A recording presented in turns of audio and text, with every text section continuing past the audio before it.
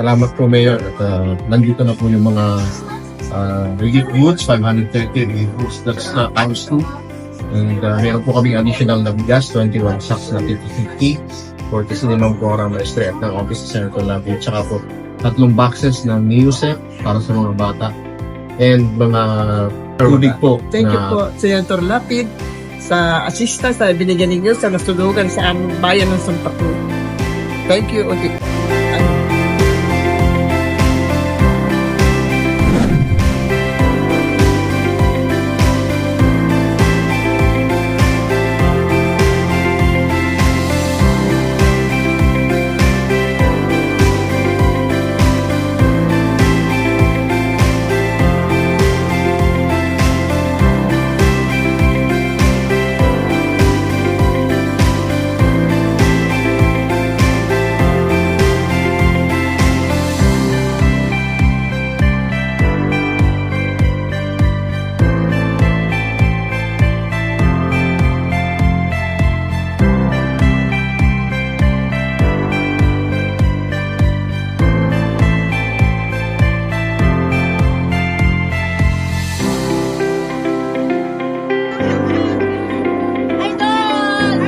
Maraming salamat po, Supremo, sa binigay niyong tulong sa amin.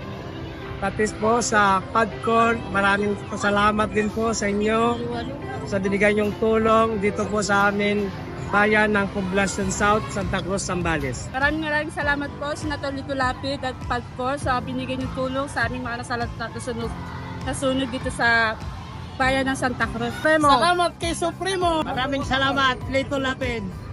Kahit paano, kahit gaano kalayo po ang ating senator, naipaabot po niya ang kanyang tulong. Kaya po, yung handog po ng ating Senator Lapid, at ay bihira nga po, di ba, makababa ang ating mga ganyang aktibo mga leaders. Kaya po, sana naramdaman po natin yung tulong po niya na naibigay po sa inyo. Muli po, magandang hapon. Magandang hapon po sa ating lahat. Unang-una po, nagpapasalamat po kami sa ating pumbuking Senator Lito Lapid, kaya po mga staff na pumunta po dito galing pang Maynila, no, para po ipaabot sa ating lahat ang pagtulong po sa ating mga kabarangay po dito sa Barangay Poblacion South. Kaya po maraming salamat po kay Senator Lito Lapid.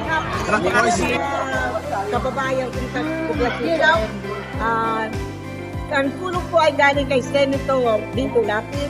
Sabihin lang po natin kay Senator, maraming salamat po, Senator Lito Lapid. Sa amin pong pinadalang tulong mula sa PADCOR, sa opisina ng Senator Lapid, ay pinabot po namin ang taus-puso na pagbibigay ng tulong sa inyong lahat. Ay, si Lito Lapid!